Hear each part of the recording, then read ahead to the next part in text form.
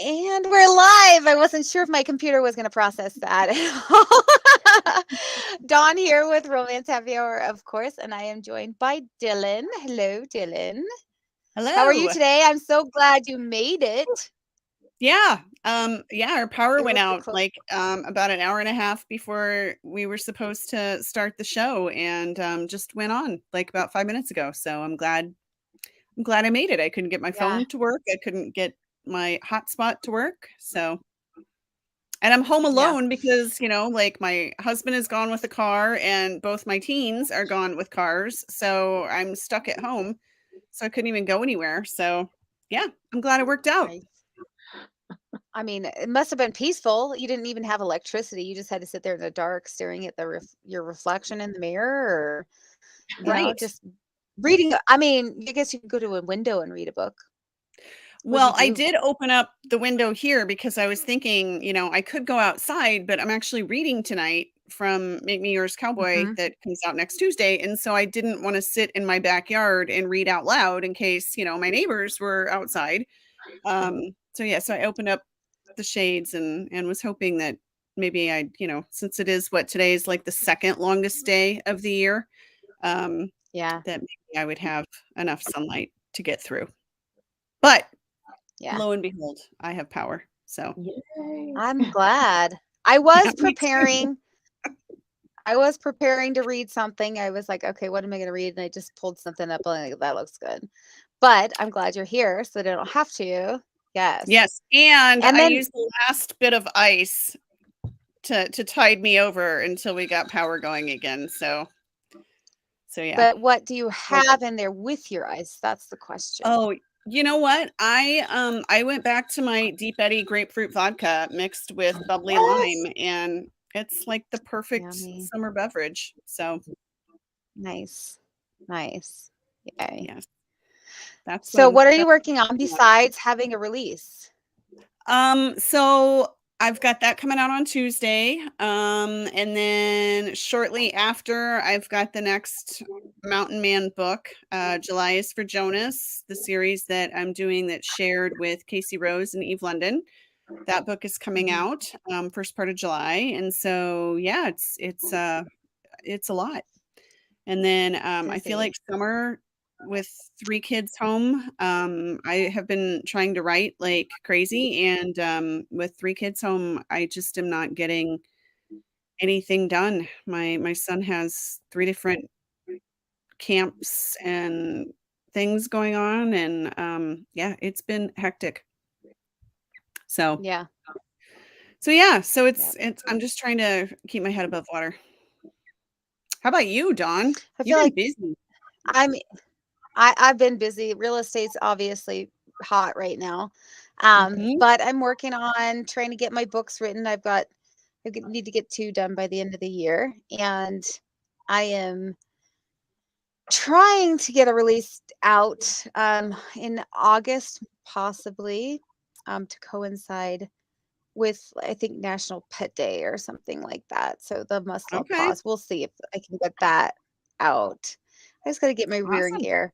Um, but yeah, other than that, just writing. I'm doing another firefighter book, and my agent wants a historical, so I'm getting that plotted out and ready to go. All right. So yeah, and then I got that. I have a release soon. I just have to check when. I think in June. It's an anthology. I In probably should. June? See Sarah. June is Sarah's my almost over, PA, Dawn. so or July. In Okay. I was August, I gonna don't say, know. if it's in June, you're in trouble. Yeah, I definitely am in trouble.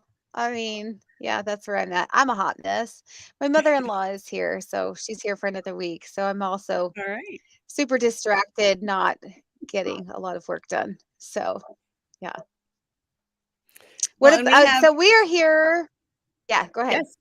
Well, I was just gonna say we have KG Fletcher joining us tonight, Yes. uh, Hi. who said we can call her Kelly because we're Yes. special. So Mhm. Hey, thanks so for having yeah, us. welcome. We're excited to have you. Yeah, I'm excited to be Yeah. here. Thanks for having me. For sure. Why don't you tell us a little bit about you and what you write? And if you want to, you can tell us where you are joining us from. I hear a little bit of an accent, which we love. Really? Ah, I am coming to you from Atlanta, Georgia. So I'm Woohoo! a Georgia girl, Southern girl. I live in a frat house. My husband and I have three sons. Two of them have moved back home while they finish college. One's in law school, and the other one just graduated and got his big boy job, and he's trying to save money so he can move out. And then I have another one that's already gone. But no, I write contemporary romance, a lot of small town, and a lot of musician romance because I'm a professional singer by trade. So I'm a backup singer in a national tour.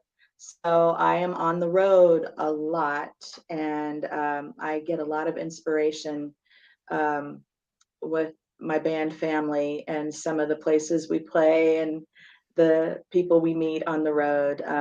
I've been a professional singer my entire life, so songwriter in Nashville back in the day, and it kind of morphed into writing fiction. So I just had a release on May 23rd, and that's the book I'm going to be reading from today. And it's based on a Nashville songwriter. And a lot of it is stuff that kind of really happened back in the day when I was living and working in Nashville.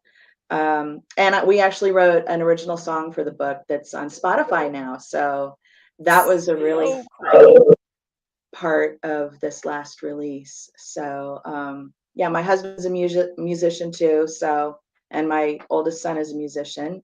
Um, we have a little family trio.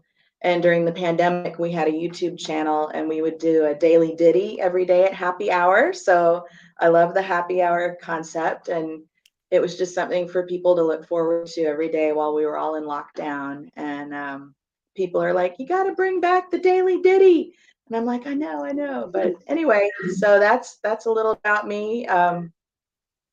I love the swoony hunky boyfriends, the cinnamon roll heroes, swoon spice and all that stuff. I'm a sucker for romance, and I'm living my own happily ever after with my husband, 32 years. Oh, So congratulations. Nice. we Yeah. were very young. But We all were very young. right? So So are yeah. you allowed to tell us who you backup sing for? What band you sing for? I am a backup singer for a show called Remember When Rock Was Young. It's a tribute to Okay. Elton John music, and we play all over the United States. We play with a lot of symphonies. So it's our 7-piece rock band with a 50-piece orchestra doing the music of Elton John and sometimes Billy Joel. So Very Oh, fun. it's a huge hit. It's the longest running gig I've been in. I've been with him for 11 years. So it's so much fun. We sell out everywhere because who doesn't love Elton John, right? Hmm. So it's just a big party. And I'm just really lucky I get to do it. And I'm going to keep doing it until they tell me I can't anymore. So yeah. So. Yeah, and I tell people, like all my subscribers, I always let them know like what town we're going to, where our next show is. And I've met a lot of readers on the road because I get comp tickets, and I'll say, Mhm. "Hey, I'm gonna be in, San Jose this weekend," and someone will text me, "Hey, I'm here. Can you get me tickets?" And I've met a lot of readers that way, which is really fun. And a lot of author friends, if they're in an area where I'm at, we'll try to hook up or get them backstage. And it's just really cool, music and romance and all that stuff just colliding. It's just really Mhm. fun. So, yeah, Very, very fun. yeah, yeah. yeah. Are you coming to Minneapolis It's anytime so soon? No, we're going to La Jolla, Okay. California, and then we have a show in Wisconsin, I think. Okay. Things have we usually ramp up at the new year all the way through spring, Mhm. maybe a little bit in the summer, but it kind of slows down and then it ramps back up in the new year. So Okay. yeah. But yeah, if you join my newsletter, I'm always telling everybody where I'm at. And if we're in town, I'll get you some tickets and you can come party with us. Very fun. Nice. Yeah. Yeah. That sounds like our It's kind of always thing. Huh, so, yeah, for sure. It's always so interesting the kind of the people that we meet on here and what they do Mhm. when they're not authoring, you know. I mean, Mhm. we've had firefighters and Wow. we've had who else have we've had a lot of people on We here, had but the I professional think pot you're grower. The what? yes, we did. Yes. And did you see, I don't know if you're friends with him on Facebook, but he just got a part in a show because he named a new taco and he called it Purple Haze. And I was like, oh, of course he did. I did not see that, but yeah, So, yes. with over 100 shows, we've Yeah. had quite a few different guests. So yeah, Yes. but everybody Yeah, writes romance. professors. That's the one thing that Everybody everybody has writes. in common. Yeah. So you're our Yeah. first professional singer. I Oh, think. cool. I don't At remember least any other professional. the first professional singer who has admitted to being a professional singer. Yeah. Mhm. Yeah. So yeah, I think Yeah. we need to have Kelly write us a little ditty for Romance Happy Hour. Oh, wouldn't that be fun? A Sure. little Yeah, jingle, do it. a little theme song. Yeah. Little Right. jingles. Yeah. That'd be so fun. That would Yeah. be fun. Yeah. Yeah. We'll see what we can do. Yeah. You need a tagline and we Yep. can go from there. All right. Yeah. Something to think about, Dawn. We'll add that to our to-do Yeah. list to see what we Yes. can come up Yep. with. Fun. Well, I'm For kind of sure. embarrassed to admit it now, but the hero in the book that I'm reading from tonight is a country western superstar. So Oh. That's So she's gonna great. judge your book, That's Dylann. mine too. We have a theme going on tonight. That's I awesome. know. Yeah. That's And this great. small town. Both of you are small town, right? That's Yep. right. Small Yep. town country singer. Yeah. Yep. Yeah. Well, and this Extra is one of small my town cowboy singer. books. So, yep. Yeah, So yeah. this is my fictional island off the coast of Texas. But yeah, it does Mhm. constitute a small town. Yes. But yeah, there's actually a Small song island. at the back that I wrote, although I wrote the lyrics, but I didn't have to set it to any music because I don't do music ever. I would never be able to actually sing it. But But you yeah, wrote lyrics. That's I awesome. did. That's hard. So, Yeah. so yeah, I'm not reading that part tonight. I will not read that part. Oh. Why? I wanted you to actually try to sing it, like come up No with something on way. the fly, Dylann. On the Absolutely fly. not. No Okay. way. No way. I No mean, way. No way. No way. No, the only songs that now I have I ever feel like actually made up and have sung out loud were songs about, like trying to encourage my kids to go potty on the potty. Like I have made songs yeah. up for that, um, Oh yeah. and things like that. But yeah, I have never made up songs that I would actually sing to, to real people. Not that my kids aren't real I people, but mean, you know what I mean. so Outside the sanctity of my own home. you won't even sing the lyrics to us in the Jingle Bells tune. Would Well, that they don't work go to for a you? Jingle Bells tune. I mean, I feel like you can put everything in Jingle Bells. I don't know. We'll have to ask I don't Kelly know. about that. I think you got. So I was telling Dawn earlier that we wrote a song for the book and it's now on Spotify. But it took my son and my oldest son, who's a musician. It was Christmas Day, and this past Christmas, there was NFL football on Christmas, which I was not happy about. But my frat house was. But my oldest son is not into the football; he's into music. We wrote the song while they were watching football, and it took us like 2 hours, and we had a song. And when it was halftime, we played it for my husband because he was going to play on the track, and he had a tear. He had a tear. I was like, we nailed it, Hutch. Yeah, so that was really fun. It's fun working with your family on something that's personal to you, and it was just really lovely. So I hope My everyone family would cry because it would be so bad. No. No. No. I think so. Oh, Jennifer is saying I think every mom has made up potty songs. So yeah. Mhm. Or Yeah. toothbrushing songs. Those I think Mhm. there are the two Yep. main mom songs. Brush it, Yep. brush it, brush it. Yep. Probably. So that's what we did. Oh my All right. goodness. Well, shall we have Miss Kelly read to us? Yes. Oh, well, actually, let's see what you guys are giving away though. Let's Oh, talk about that real okay. quick. Okay. So I'm So giving Kelly, away an ebook copy of my latest release, Breathless Love. Can y'all see that? Mm-hmm. This is my yeah, we country music can. small town romance. So yeah, an ebook copy of Breathless Love that just came out May 23rd. So All right. And I got my copies. So I'm giving away a Woo! signed copy of Make Me Yours Cowboy.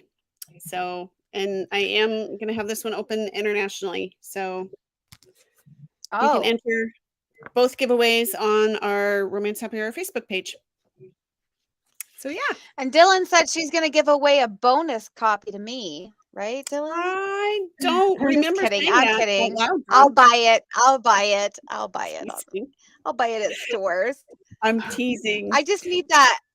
I need a good book to read while I'm in the mountains, dreaming about being on the When are you beach going to the mountains?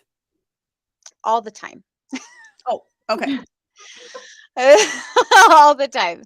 That's where my husband goes to not, be here. So we go to the mountains and we disconnect. Yeah. Okay. He's really into cutting his own firewood, so we go firewood hunting all Whoa, the time. Oh, Yeah. nice. fun. Gotcha. All right. So Kelly, do you need to set up a scene? Are you reading from page Yeah, one? I'm gonna be reading from Breathless Love.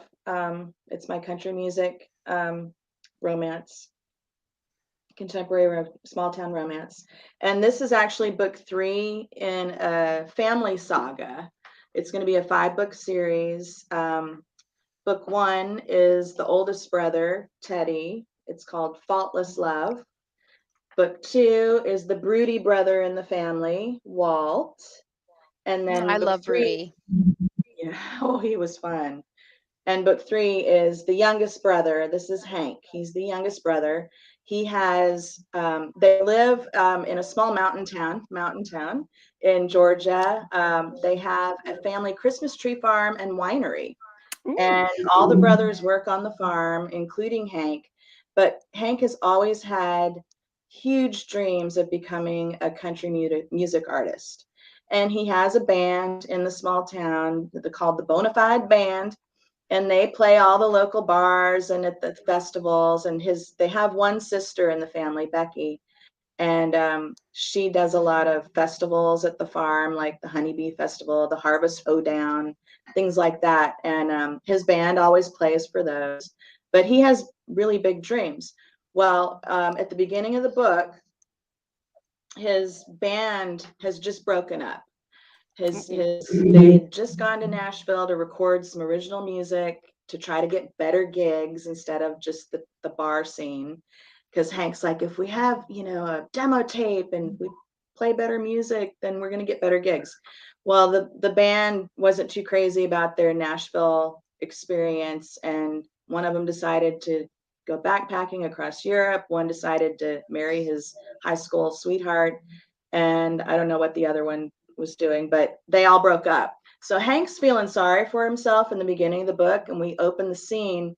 He is at a concert in his hometown at their amphitheater, and it's his country music idol, Travis Miller. He is performing, and Hank is there in his cowboy hat and boots listening. He can sing every song verbatim.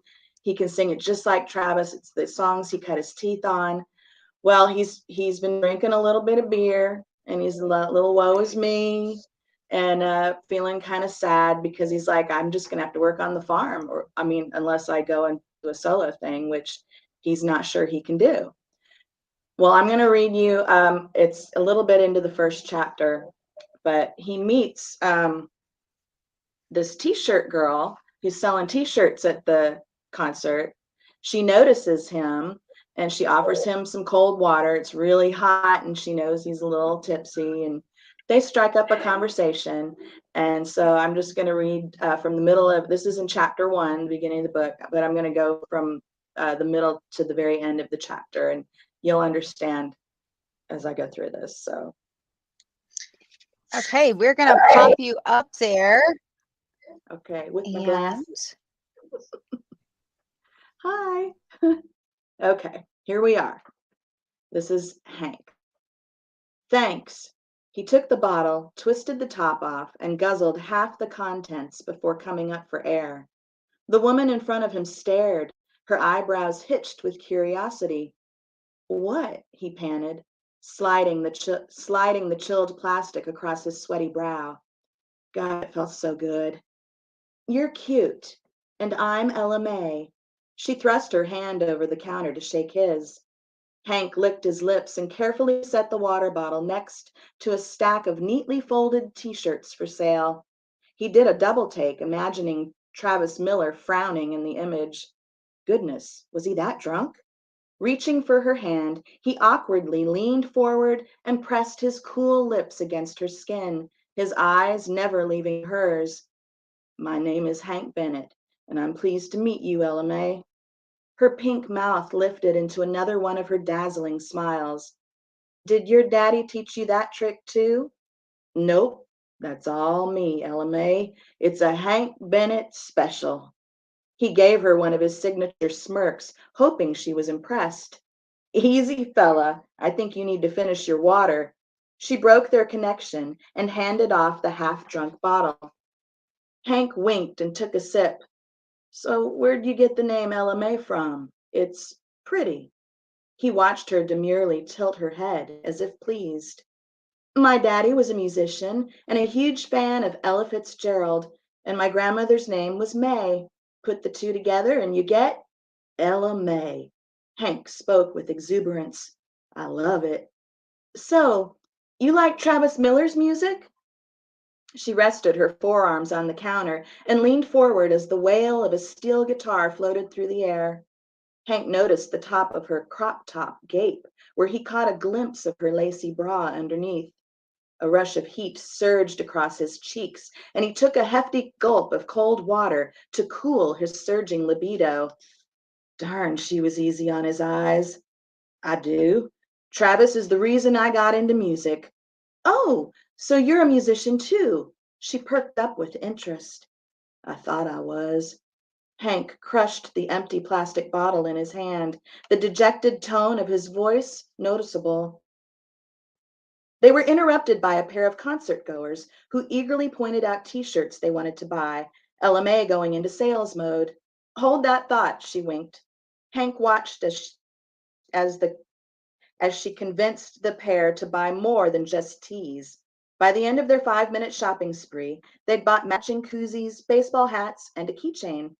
As Ella May rang them up, he strolled around the side of the stand to an area overlooking the amphitheater audience with a fantastic view of the stage.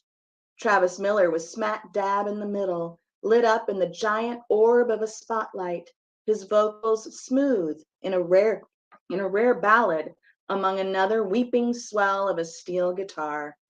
Sighing, Hank shoved his hands into his jean pockets and listened. From the first moment he held a guitar at the tender age of 8, he knew he wanted to play music for a living. For the most part, his large family encouraged him. His 3 older brothers and baby sister on the family farm showered him with positive reactions to the silly tunes he'd written and played for anyone who would listen over the years. Those immature songs turned into better songs the older he got, and when he put together his band, he was confident he had what it took to make it in the world of country music. Yeah, like every other dummy with stars in their eyes. His hometown of Langston Falls, Georgia, welcomed him and his bandmates with open arms into every bar, restaurant, charity event, and festival that came through town, proud to support one of their own. His family's Christmas tree farm and winery also held annual events, and he'd become the main attraction over the last couple of years, thanks to his event planning sister, Becky. But performing for the local fans he grew up with was one thing. Going on the road and playing for strangers was quite another altogether. Sure, he and his band had fun on the road playing all the popular dive bars in and around his home state of Georgia, but the money could have been better, and the cheap hotels and long hours on the road quickly began to wear on everyone. Folks outside of Langston Falls didn't want to hear his original music. They wanted to listen to covers, the popular music, so they could dance. Hank thought if they could get some original music recorded, they might be able to find a good agent who could find them better gigs. But the competition was fierce, and Hank and his buddies were novices compared to some of the more seasoned bands out on the road. During their brief stint in Nashville, Hank quickly found out his friends weren't as committed as he was, and now he was faced with the decision. Should he continue to pursue his dream without them, or should he give up and work full time on the family farm? Hey, Travis is winding down, and the show will be over soon. Ella May came up beside him, twirling one of her braids in her hand. Are you here with people? With a group of friends or maybe a date? Hank looked at her and noticed a few freckles smattered across the bridge of her nose. Her large doe eyes did funny things to his insides. Uh, no, I'm here by myself tonight. Great, she smiled. I mean, she laughed and shrugged, not finishing her sentence. The deafening crowd roared as Travis finished his last song, the audience chanting, "One more song," over and over. Listen, Hank, I'm going to be slammed with customers after Travis performs his encore, but when I'm finished, you want to join me for that beer? Hank nodded. The thought of spending more time with the cute t-shirt selling country girl, tempting. Sure, I know of a few bars in Langston Falls. We don't have to go anywhere. We can go backstage to the green room. They always have a ton of food and drinks for everyone after the performance, while the tech crew breaks down the equipment. She made it sound so easy, as if she casually hung out with the famous Travis Miller entourage daily. Wow, that's so cool they let you do that. Why? Because I'm a lowly t-shirt girl? There was a definitive challenge in her tone underneath her smile. Hank shook his head with embarrassment. No, I didn't mean it that way. I know, she interrupted. I was just teasing you. I'm not usually the one selling t-shirts. I'm helping out Martina and her husband tonight. They're usually the ones promoting Travis's merchandise, but they had a family wedding in Biloxi. Believe it or not, I'm a musician too. Hank's mouth gaped. You are? Things were getting interesting. Do you write? Do you play or sing? Yes, yes, and yes, she laughed. The happy sound was music to his ears. That's amazing. I'd love to hear some of your stuff sometime. Hey, maybe we could collaborate on something too. He didn't mean to come across so desperate, the exorbitant amount of beers he'd consumed definitely messing with his filters. He cleared his throat to get a grip. But you're probably leaving tonight, driving to the next venue for another show, huh? Not necessarily, she said. What do you mean? Ella May turned to see a few customers perusing the shack. I gotta go tend to business. She tucked a stray hair over her ear and looked right at him, her provocative chocolate gaze causing his toes to curl in his boots. But after that, I want to introduce you to my brother, Travis. Before her words registered in his brain, she skipped away as if she ding-dong ditched him. Wait, what? You heard me, she yelled over her shoulder. More patrons filed out of the amphitheater, a line starting to form in front of the shack. Hank didn't know what to do at that moment. His earlier beer buzz vanished in a flash as a new sensation took over his body. The air was heavy with music and the smell of summer, thick with dreams and possibility. It was sensory overload between the crowd's roaring applause and the pretty smile on Ella Mae's face. Country music superstar Travis Miller was her brother? His mother's voice echoed in his mind, her words often reminding him of the life he'd only dreamt about. Opportunity is not a lengthy visitor. Maybe the universe was throwing him a bone, the weird coincidence giving him the nudge he desperately needed. Perhaps his desire to be a musician wasn't over after all. Meeting Travis was a thrilling thought, the country music artist his idol. But meeting Ella Mae was special too. Meeting the beautiful female musician was an unexpected twist of fate. That's Breathless Love. That's Hank Bennett's story. Country music dreams. He's following Ella Mae Miller, his country music idol's sister. Ah! It's yummy, y'all. It's Love yummy. it. job. Oh, love it. Yeah. Yeah, I So loved what don't Jennifer forget. said over there in the comments. She said nothing like dropping a bomb. Yeah. In chapter 1. Yep. Ooh, Yeah. that's chapter 1. Okay. Don't forget, if you have questions, pop them in the comments there. We do have one that popped up here. So let's do that one. And then usually we end up going just talking. So we'll see what happens. If you have questions, pop them in the comments for us. Let's see. I know where it went. Okay.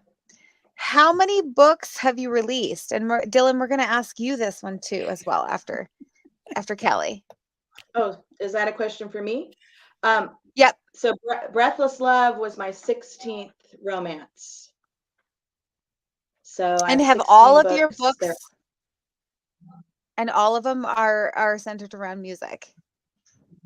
Not all of them, no. But there's usually Oh, one okay. in each of my series that's a musician. I have to. But yeah. Yeah, they're all in Kindle Unlimited. I have signed paperbacks available on my website. Yeah, so 16, number 17, which is the sister's story, Becky. That one will be releasing in October. And then there's one more brother, James, and he'll be like the top of the new year. So it's a 5-book series. That'll put me at 18. So what are your favorite tropes then? You have the singer, the singing trope. What I other love musicians. tropes I do you love like? small town. I love friends to lovers and second chances. Mhm. Blue collar heroes, celebrity romance. I have this weird, like, infatuation with British supermodel David Gandy. Y'all know him, the Dolce and Gabbana guy. I wrote an entire standalone book with him as my hero, but I changed his name. And he's a British guy visiting Atlanta for his sister's wedding to a NASCAR driver. And I am the heroine in that one. I'm a lounge singer at an Atlanta hotel. So it was my whole fantasy that I wrote in a book, and it's called The Nearness of You. But yeah. So I like a lot of tropes, but those are my favorite. Yeah. That sounds awesome. Yeah. How Yeah, does your So I husband didn't. feel about that particular book? I'm sorry. Is he How the does your hero? husband feel about that book? Well, he tells everybody he's on all the covers and that he's the hero in all the books. And I Mhm. just I Yeah. nod. I'm like, yes, you are, honey. Yeah. Yeah. Right. Yeah. Yeah. And if I you got a follow husband me on like that too. Instagram, I have every Friday I post a David Gandy picture. It's like my thing. And the one time I didn't do it a couple of months ago, readers were contacting me like, are you okay? And I'm like, what? Why? David Gandy. And I'm like, oh crap, I forgot to post that on Friday. So it's kind of a thing if you like British supermodels. It's silly from, but I'm admitting it. So there you have it. Yeah. You heard it here first on Romance Happy Hour. Yeah. There you go. Yeah. What about you, Dylan? So I actually found that Casey had the same question I did. What are your favorite tropes? So I kind of popped that up there. So we're I gonna saw go back and that. forth. So Dylan, Yeah. yeah, her and Um, I were like on this wavelength right now. you must be. Question, yeah. So how many I was So adding them up in my head real quick while we were talking about it. I think I'm at about 20, Wow. I think. okay, yeah. It's I a think. lot. Well, and I think a couple of those are the novellas that are in the shared world with Casey, the shared series. I know. So a few of those are novellas. But yeah, I think Yeah, about I was gonna say I always have to go back and kind of count because, like, what do you count as books? Like, does short stories count, or like anthologies that you're in with other authors, or like, because it depends on how many books have you released and written and I published. think they all Those are count. all so different questions. They all count. They're all But stories. well, yeah, I guess I'm yeah, not sure because yeah, I do have some other like shorts that were short in stories. anthologies and stuff, like the shorts that were in Jingle Balls and stuff like that. So yeah, I guess it depends on how you count them. But How you define it, yeah. yep. And then I'll Dylan, tell you though, what are your it's just as much work to release a short as it is to release well and actually because the shorts that Casey and I are releasing in the Mountain Men of Mustang Mountain, they release wide. So it's actually more work to release a short wide than it is to release just, a full length book in KU. Wow. um, yeah. you have to upload to the different platforms and everything. So yeah, it depends. It doesn't take as long to write, but it takes longer to actually upload to all the different platforms and get everything No, this set. is So a very author specific question, but do you do each individual platform, or do you do like Draft to Digital or another program to release them all on those platforms? I do a combination. So even though I now use a Mac, when I first started writing, I was on a PC, but then I won a Mac and Oh, in a contest in a raffle at a writing conference. And so when my PC died, I switched and it was super painful. But then when that Mac died, I went ahead and stuck with Macs because now I've got like the iPhone and the iPad, and it's just so much easier to keep everything all talking to each other. Um, so Mhm. I have a Mac and I still couldn't get my account set up on Apple. So I do upload like for Apple Books and a lot of the like the smaller retailers, I do that through Draft to Digital. But then I do Mhm. like Google Play and Kobo and Barnes and Noble and Amazon. I do all those direct. So, Mm. Okay. Okay. yeah. And I don't know. I Now, think before we go, sorry, go ahead. oh, that's okay. Before we listen to you, what are your favorite tropes? Um, I I'm gonna agree with you, Kelly. I really love it when the characters have history. mhm. From the get-go. I mean, I do love it when they first meet. And you take it from there also when they're strangers, but I don't know. I am a sucker for a good second chance romance and friends to lovers, when they have history. And so the first book in the Cowboys in Paradise series is Friends to Lovers. And I just absolutely loved writing that book because and that's I mean again what I'm reading from tonight, Cowboys in Paradise. So this is the second book in the series, Make Me Yours Cowboy. But it's a group of four friends. There's three guys and a girl, and in the first book, Justin, who's a professional bull rider, and Emmeline, who is an elementary school teacher, they fall in love, and they've been best friends for years. And so that one's Friends to Lovers. This one they don't know each other at all, and in fact they're both pretending to kind of be other people, so it's kind of a twist on a mistaken identity romance. So Oh, but I also love enemies to lovers. I love the tension of enemies to lovers. So there's not really a trope I don't like, although I have not I don't think ever written I've never written an amnesia trope, and I don't think I've ever written like a true secret baby trope. So Mhm. I don't Yeah. know. I've never done a secret baby. No, that's Mhm. Those are 2 amnesia. I I'm kinda, trying to like, think. shy away from. Those 2 are not my favorites, but, um, I've read some that I've really liked, but yeah, when it comes to writing, I haven't written either one of those. I feel like I did an amnesia, but I can't even remember which one it is. But that's where I'm at today Now that's in ironic. my summer. I can't even remember. It may not even be published yet. But You forgot you probably wrote one of it. those I books know. that's in my I did. Or I'm plotting it out or something, but it sounds familiar. It's my own amnesia.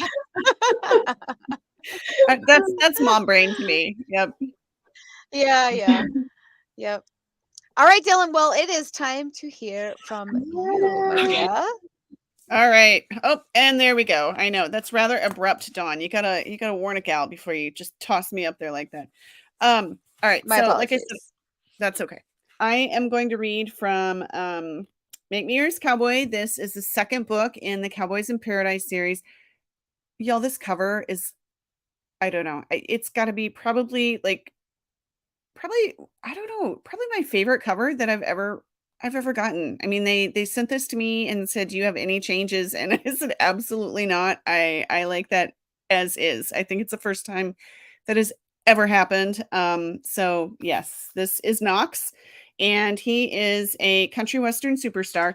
I'm going to start on chapter 4. Which is where the meet cute happens. And I know that sounds like it's a long ways into the book, but it's really not. It's page 23. So these are a couple short chapters for the setup. But just to give you a little background of what has happened up to this point, um, Knox is a country western superstar who has lost his mojo and he is up against the clock. His agent he's got an album. He's got to go in the studio and record a new album, and he does not have material. His record label is pushing him to record, I mean, kind of like a country pop sound, and he wants to get back to his roots and record the kind of music that he grew up listening to, that he actually loves. And so there's a lot of tension there. And so he is trying to just kind of get away from the press, get away from everything, and see if he can kind of rediscover what inspired him initially. So, if you read the first book, you met Chick. Chick is the owner of a Cowboy in Paradise, which is the only country western bar on Paradise Island in the tropics. And so Chick is the owner of the bar, and Justin and Emmeline from book 1, they spent some time down on Paradise Island. And so they suggested to Knox that he go down to Paradise. Chick has a project going where he is going to renovate some of these bungalows to bring in some rental income. And so Knox used to work construction in the summers, so he's going to go down and in exchange for free room and board, he's going to work on the bungalows and see if he can kind of rediscover his muse. All right. Claudia is hiding out down at Paradise Island. You'll find out, no spoilers, but she had a relationship with a celebrity that went viral for all the wrong reasons. And so she has been hiding down in Paradise Island licking her wounds. So she doesn't know that Knox is a country western superstar, and he doesn't know that she is the Claudia that went viral for all the wrong reasons. And so neither one of them know who the other person is. Hopefully that explains everything. It's really not that complicated, I promise. Okay, so here we go. This is Claudia's POV. Claudia got up when her alarm went off and automatically went through her weekday morning routine. She stretched, then jogged a mile down the beach and back again. By the time she returned to the bungalow, the sun had already started to peek over the edge of the horizon. She grabbed her stuff to head for the shower, her mind already wandering to the long list of items on her to-do list. First up, she'd see if she could figure out a way to add a small bathroom onto each one of the bungalows. They each had a sink and a toilet, but the shower sat in a building in the middle of the complex. No one would be willing to pay big bucks for a rental without a private bathroom. She hung her clothes on the hook outside one of the 2 stalls with running water and turned on the faucet to let the water warm up. Once Chick started renting out the bungalows, she'd probably need to find a new place to live. She valued her privacy too much to stay if there would be a bunch of strangers walking around. The only problem with living on a small island was that real estate came at a premium. Most of the houses lining the beach were well outside her budget. Working with Chick didn't pay anything close to what she used to pull in when she ran her own business, but the benefits far outweighed the cons. On Paradise, everyone knew her as Claudia, the bartender with the curly hair who made a killer margarita. They didn't care about who Claudia Alvarez had been before she arrived on the island. All they cared about was that she kept the alcohol flowing and the music playing. She stepped into the stream of warm water and relaxed as it poured over her head. It would be nice to work on the bungalows. She'd always loved the design and staging part of her previous career in real estate. Though she hadn't let herself think about what she'd left behind, the idea of getting to work on a new project warmed her heart. She'd just started to rinse the shampoo out of her hair when the door to the bathroom opened with a loud creak. Her heart skipped and jumped into her throat. The only other person who had a key was Chick. There was no way he would be up moving around this early. Unnerved, she looked around for something she could use as a weapon. The only viable option was the bamboo stick attached to the loofah she used to scrub her back. It might be able to double as a club in a pinch. Whoever had entered the shower room started to whistle. She couldn't place the song, though she had more important things to think about than playing a round of Name That Tune. Gripping the handle of the loofah tightly in her hand, she pressed her back against the cold tile wall and waited. Footsteps came closer and the whistling grew louder. Her lungs froze. She tried to take in a breath without making any noise. The rings on the curtain in the stall next to hers rattled. Then the water turned on. Maybe the stranger hadn't come in looking for her. Hello? Her voice came out like a strangled croak. Who's there? Oh, hey, Nolan. Sorry, didn't mean to scare you. Claudia gripped the plastic curtain against her body and poked her head out of the stall. What the hell are you doing in here? The guy stepped out of the stall next to hers. He held a t-shirt in his hands and her gaze stuck on his chest. His firm, cut, full of muscles chest that sat directly at her eye level. Chick's letting me stay in one of the bungalows while I help fix them up. Green eyes met hers. If you want me to come back another time, I can.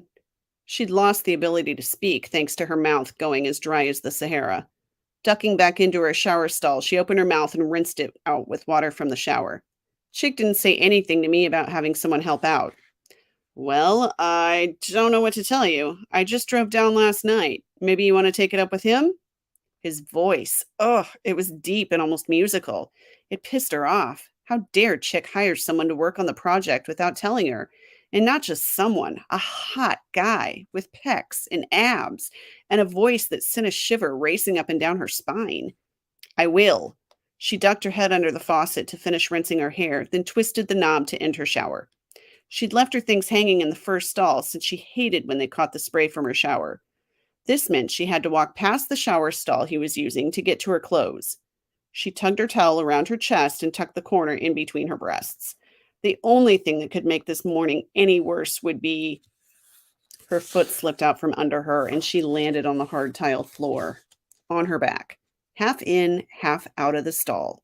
The stall where the guy with the pecs and the abs and the voice stood under the spray of the shower, naked. So now we switch into Knox's point of view. Knox was all about making a good first impression, but exposing himself in his birthday suit to the woman he assumed would be his new neighbor and coworker was taking things about 1,000 steps too far. Instinctively, he bent down to offer her a hand. Her eyes widened and she turned her head in the other direction as she scrambled like a crab on its back to get away from him. Fudge! He may as well have just shoved his junk in her face. Hold on a sec. He reached for the towel he'd hung over the railing above. It barely stretched around his waist, but at least he wasn't hanging it all out there anymore. Here, let me help you up. He thrust his hand at her. Surprisingly, she took it. As her palm slid against his, a prickly sensation radiated up his arm. Are you okay? With one hand holding her towel closed and the other wrapped around his, she got her feet under her and stood. Knox took his first look at the woman he'd be working with for the next couple months. Huge brown eyes stared up at him. The pink stains on her cheeks grew darker by the second. She tugged her hand away from his and readjusted her towel. I'm fine. The floor can get slippery. I guess I must have lost my footing. Her gaze bounced from the wall to the floor and stayed there. At least we got the first impression out of the way, huh? He was trying to make light of the situation, though he wasn't sure that was even possible. She backed out of the shower stall, her gaze still glued to the ground. We should work out some kind of schedule for the showers, so something like this doesn't happen again. Yeah, of course. He couldn't keep his eyes off her. Though she'd wrapped the towel so tight around her torso that it could be cutting off circulation, Knox could still make out her shape. And hell, he liked what he saw. The towel on her head had fallen to the ground. Long dark hair cascaded over her shoulders. Her skin looked like it had been permanently kissed by the sun. Though she wouldn't make eye contact now, he had a picture of big brown eyes etched into his mind. Her hips flared out from her waist, and he could tell she had a whole lot of curves packed into her petite frame. She shook her head like she wanted to erase the entire encounter from her memory. Then she turned and walked away without another word. Knox stared after her until she rounded the corner. Then he blew out the breath that had caught in his chest. A few minutes later, the door to the bathroom opened and closed with a heavy thud. What the hell was that? Chick didn't mention he had someone else working with him on the project. Knox tossed his towel over the rod and turned the water back on. He may as well confront Chick, not smelling like he just wrestled with one of the bulls on Justin and Em's ranch. 20 minutes later, he sat across the bar while Claudia poured him a hot cup of coffee. Here you go. She slid across the bar. Thank you. Cupping his hand on the mug, he lifted his lips. Idea time usually goes in? She spoke while she worked, not even pausing to look at him. Unless he's opening, he typically comes in around 10. Knox checked his phone. It was a little after 9. With no other plans beyond writing the songs for his next album and waiting to see what Chick needed, for the first time in a hell of a long time, Knox didn't have anything begging for his attention.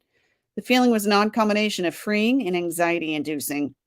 Claudia popped open a bottle of Moscato and poured a couple of mimosas. He could tell by the confident way she moved around behind the bar that she'd been here for a while. She set the drinks on a tray and carried them over to a couple who'd sat down at a table overlooking the beach. Knox hadn't gotten a good look at the place when he arrived late last night. It had been after midnight, and all he'd wanted was somewhere to crash. Chick had left the door to the bungalow unlocked, so Knox hadn't even made it inside the bar until this morning. Now he took it all in.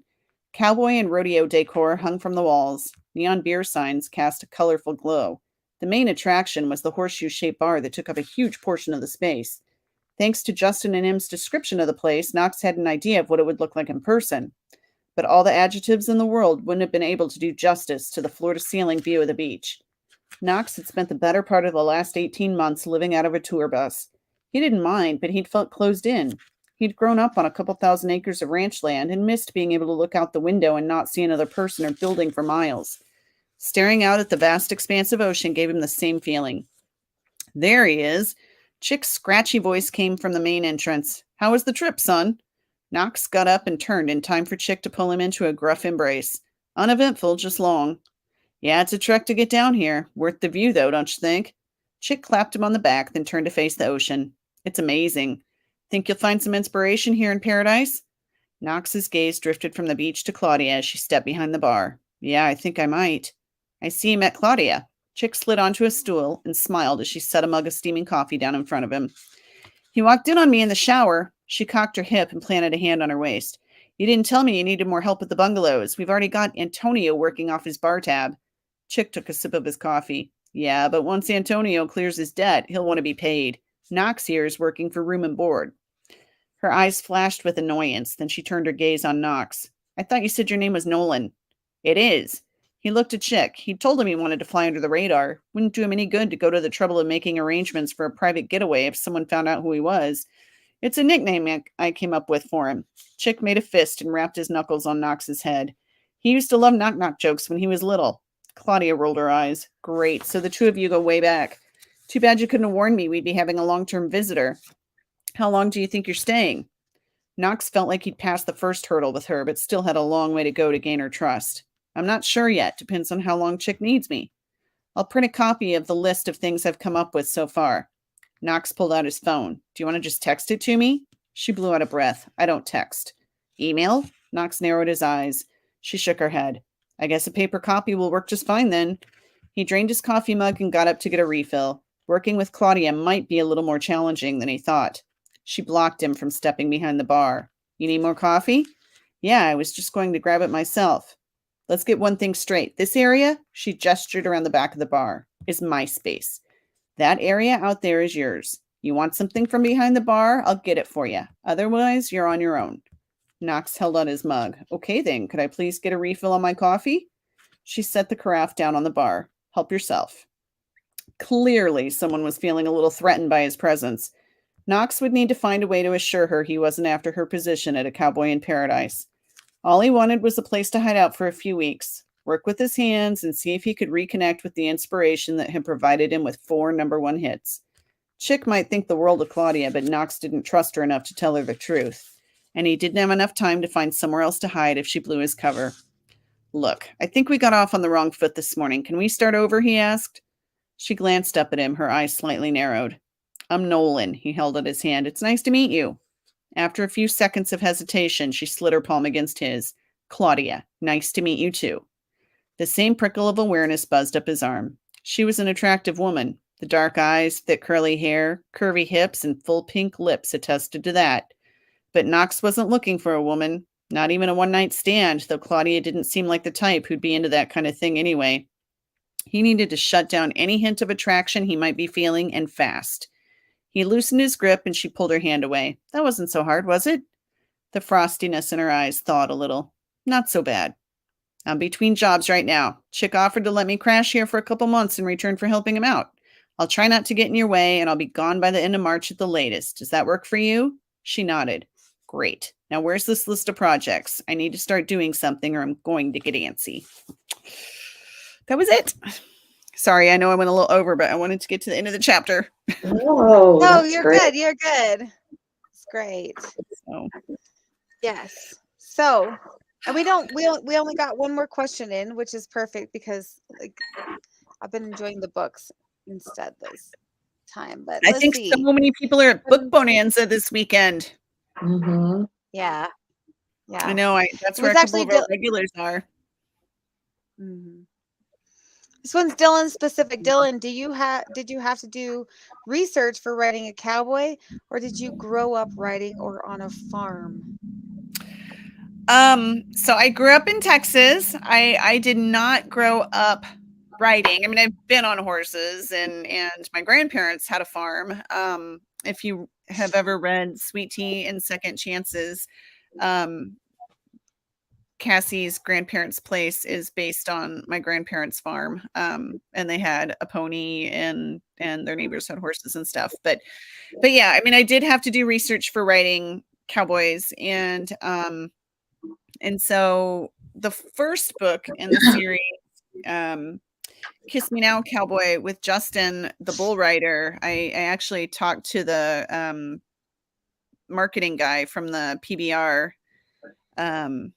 for a while about, and I mean, I talked to him and asked a ton of questions. And then, I mean, I've watched, documentaries and things like that. Oh my gosh, I've been to so many rodeos. I made my husband go to Unleash the Beast with me in December. That was our big date night.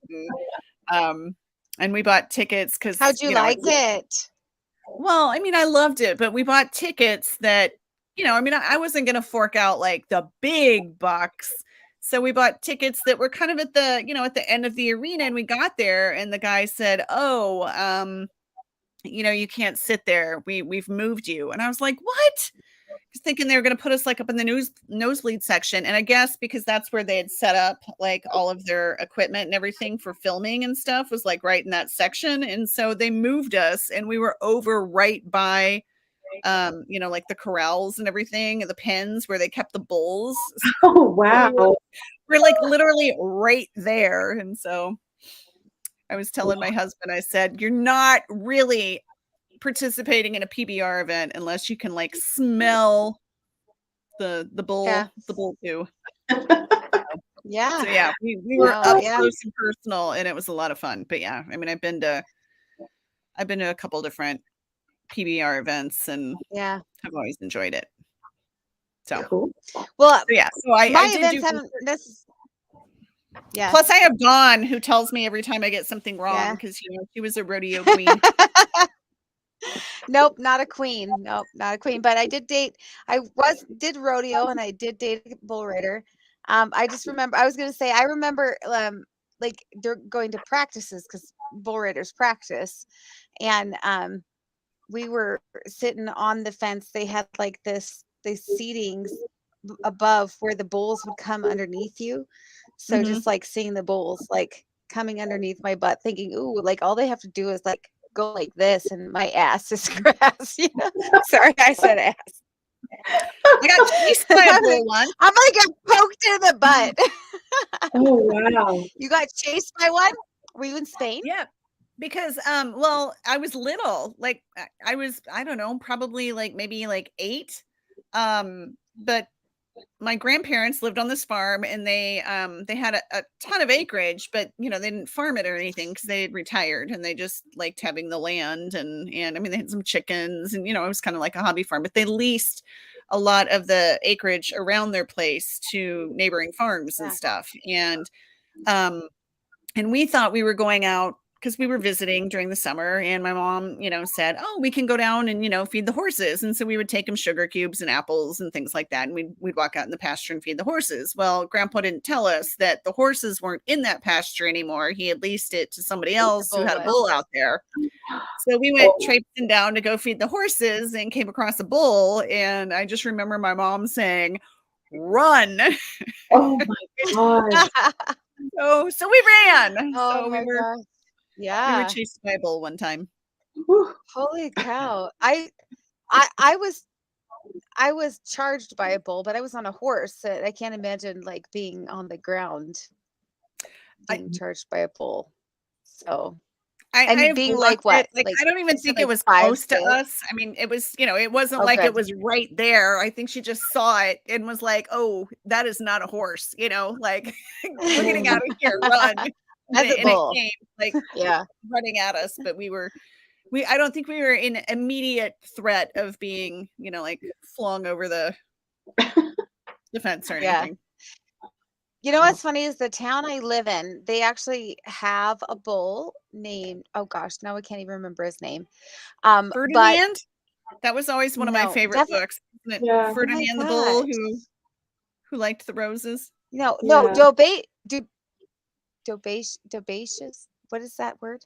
Audacious. Anyways, Bodacious. Yes, Bodacious. His name is Bodacious. He's Darby's mascot. And during like our big rodeo events, he can actually be ridden. So some cowboys will ride him around Oh, Darby. wow. And then like Wow. one time I was like, okay, yeah, I'm definitely living in Montana again because there is a bull tied to a fire hydrant outside a bar. So like, You can't make that up. it's just tied there. Wow. So yeah. I need to Yeah. get out more. Well, No, I will say well, though, and I mean, go ahead, I was Dylan. just gonna say, growing up in Texas, I mean, I lived in a neighborhood, you know, like a suburban neighborhood with a backyard, and we were in Texas, you know, swimming pool and fence and everything. But when I left to go to college, I decided I wanted to go away to a different part of the country so I could see a different part of the country. I went to school in Indiana, and which is still, you know, like, I mean, Midwest. It's not like, you know, I went to like upstate Maine or something like that. But I had people literally ask me, you know, if there were like tumbleweeds in my backyard and stuff like that. Oh And yeah, I if we know. rode horses to school. And I just thought that was funny. Uh-huh. I was like, Yeah. no. I got that question too. So in the Coast Guard, I got But that you question too. did Do you have ride tumbleweeds horses in to your school? backyard and rode horses to school, Dawn. Yes. Yeah. Yeah, actually. I'm just kidding. No, I'd be like, yeah, and those dang outlaws, they would chase us on the way to school, and we'd have to like get in these gunfights all the way, and like, but luckily we survived. I'd be like, I just run with it. Now, I just did have a comment before we close here because, like always, we are a little bit over. But going back onto Dylan's comment where she talked about her cover and how it was perfect for her. I would just like all of our readers to know that's super rare for Dylann because I don't know how many times she's been like, look at this cover. It looks like crap, doesn't it? And I'm just like, no, it looks great. And it's like, no, it's crappy. Say that. No, but you're say super. that. No, not. I'm paraphrasing. Obviously, I'm paraphrasing. Dylann she is very picky about her covers. So if she loves the covers it's phenomenal. And even like she showed me, and I thought it was phenomenal right away. So that's my It's a point. good Is cover. you're Yeah. very picky about your covers. My publisher. Yeah. I mean, I was like, I Yeah. looked at it and I was like, that is Knox. I mean, that is Knox. So Yeah. They hit it very, out of the very ballpark excited. today. They did. Yeah. The arena. Yay. Yep. Well, like always, we are over, so we're gonna have to say goodbye, good night. Ladies, you are giving away your giveaways. Obviously, it's gonna be open like always until we say Sunday, Monday, but if I'm in Yay. charge, it's more like Tuesday, Wednesday because I forget. And don't forget, But it's you the know, 4th of July. No, say that No, again. not next week, the week No. after. Yeah. Don't fast forward summer I'm any sorry. faster I than it's know. already going, Kelly. It's Yeah. already flying by. Ooh. Unlike you, we live in the north part of the country, so when you fast forward summer, you bring on winter quicker. And it's already been raining and like 35 here, so in Montana. But yeah, so yes, we'll be back in 2 weeks with some more authors. And thank you so much, Kelly, for joining us. It was great to hear from you and your Well, book. thank you so much for having And me. I appreciate it. Yeah, I'm yes, excited. yeah, You are a new anytime. author to me as well. And so I Yes. can't wait to dive in because I mean what you write is totally my jam. So I'm excited Well, to same here. I'm to, excited. Sounds like dig so in much fun. and read some of your series. So Yay. All right. well, thanks, And Dawn, with for that, we are going to hosting. say goodbye. Yes. Thank you for reading for us. I was very excited. I'm always excited to hear from you, Dylan. Oh, And I'm going to well, have to go thanks. buy that book, I guess, because I can't weasel my way into a free copy. So I'll have to I'll go send you buy one. it. We'll work something out. Yep. We'll figure I'll buy something out. it. It's okay. I just have to go to Walmart or Barnes and Noble or somewhere. I'll buy it. It's Mhm. okay. Hopefully it will be at Walmart. Yeah. All right. We will see you all in 2 weeks, or I think it's 2 weeks. Anyways, the second Thursday. Second Thursday, Dawn. Yep. We've only been doing Second this 4 years. Thursday Second of Thursday July. of July. You Yes. got it. All right. We will see you then. All right. Bye. Bye.